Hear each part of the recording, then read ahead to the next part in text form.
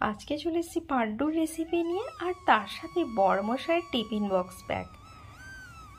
আমি কাজল, blog by কাজলের নতুন একটি ব্লগে বড়দের প্রণাম জানাই আর ছোটদের স্নেহভরা ভালোবাসা। আর এখানে পাড্ডু বানাবো বলে নিয়ে নিয়েছি ওই 200 গ্রাম মতো সুজি, আর তার মধ্যে মিশিয়ে নিয়েছি বেশ কিছুটা টক দই আর সামান্য একটু জল দিয়ে ভালো করে মিশিয়ে আধা ঘন্টা রেখে দেব। আর ততক্ষণ ওইদিকে রান্নাবান্নাগুলো করে নিই।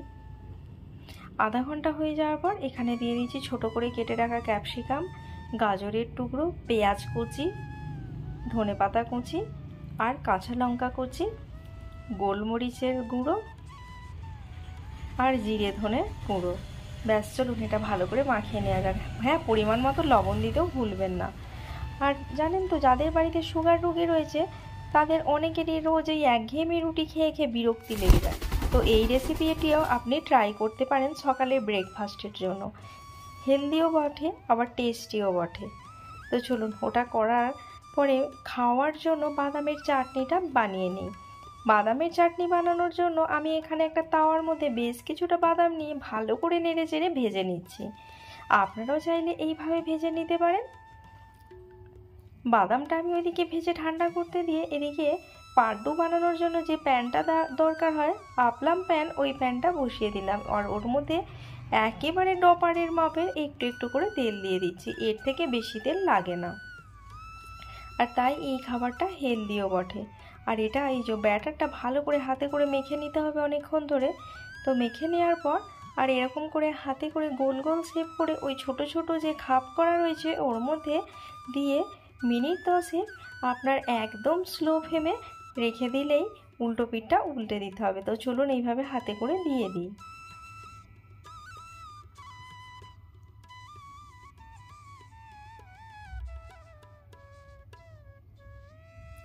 দেওয়ার পর 10 মিনিট আমার হয়ে গেছে, আর দেখুন উল্টো পিঠটা কেমন সুন্দর হয়েছে। তারপর এই সামনের দিকটা আবার উল্টো করে উল্টে দিচ্ছি।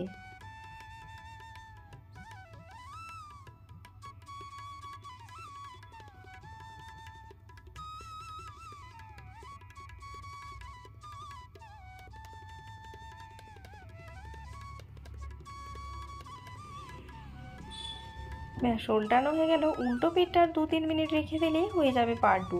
আর চলুন এখানে চাটনি বানানোর জন্য ভেজে রাখা বাদাম, কয়েকটা ধনে পাতার কুচি, 2টো কাঁচা লঙ্কা, 2 কোয়া রসুন আর পরিমাণ মতো লবণ দিয়ে চলুন গ্রেট করে নিই এটাকে। ভালো করে গ্রাইন্ডারে পেস্ট করার পর সামান্য একটু জল দিয়ে আবারও একবার পেস্ট করে নিয়েছি। তৈরি হয়ে গেছে বাদামের চাটনি। আর এখানে পাড্ডুগুলো রেডি হয়ে গেছে। আর এই যে যাদের বাড়িতে সুগার রয়েছে তারা ব্রেকফাস্টে বললাম না, দেখুন নিচে যেমন তেল দিয়েছিলাম সেরকম তেলটা পড়েই আছে। আপনারাও চাইলে বানাতেই পারেন, বেশ ভালোও লাগে। আর হ্যাঁ, এই পাড্ডু প্যান কোথায় পাবেন? আপনারা ফ্লিপকার্ট থেকে এই পাড্ডু প্যান অর্ডার করে পেয়ে যেতেই পারেন। আর চলুন বড়মশাইয়ের টিফিন বক্সটা রেডি করে দিই। সকালবেলা ব্রেকফাস্টে ছিল পাড্ডু আর ওই যে বাদাম ধনে পাতার চাটনি।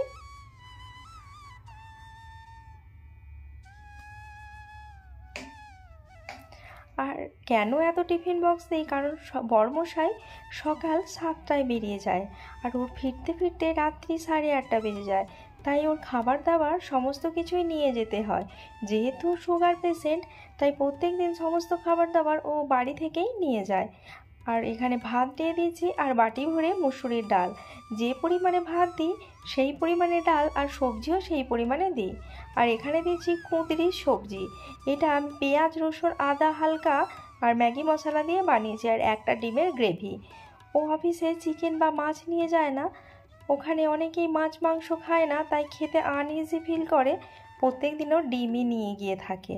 আর এর মধ্যে দিয়ে দিলাম টক দই, যেটা এখানে সাউথ ইন্ডিয়া থাকার জন্য রোজকার খেতেই লাগে। আর বিকালে স্ন্যাক্সের জন্য ফলের মধ্যে দিয়ে দিচ্ছি পেঁপে, পেয়ারা, শশা, কয়েকটা আঙুর আর একটু ডালিম। সুগার রোগীর যেহেতু বেশি আঙুর খাওয়া উচিত নয়, তাই আঙুর এই হাতে গোনা কয়েকটাই আমি দিয়ে থাকি। চলুন সব কিছু তো দেয়া হলো, এরপর টিফিন বক্সগুলো গুছিয়ে ওর ব্যাগের মধ্যে দিয়ে দিই। ও রেডি হয়ে গেছে।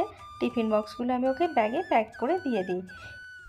এই লাঞ্চ ব্যাগের মধ্যে সমস্ত সবজির যে টিফিন বক্স আর দইটা দিয়ে দিচ্ছি। আর ভাত আর সকালে ব্রেকফাস্ট এগুলো অন্য একটা ব্যাগের মধ্যে দিয়ে দেব। তারপর গুছিয়ে টুছিয়ে বিকালের দিকে রেস্ট নিয়ে চলে এসেছিলাম পার্কে। আর তারপর বাড়ি ফিরে গিয়ে সোনা গান করবে। আর এই পার্কটায় এলে মনটা খুব ভরে যায়। এখানে জলটাও যেমন সুন্দর টলমল করে আর প্রাকৃতিক হাওয়াও খুব ভালো লাগে।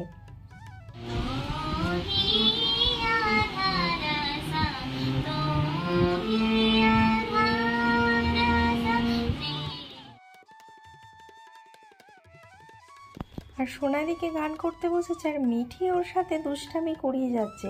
এমনকি ওর হারমোনিয়ামের কাঠগুলো ঠোকরাতে শুরু করে দিয়েছে।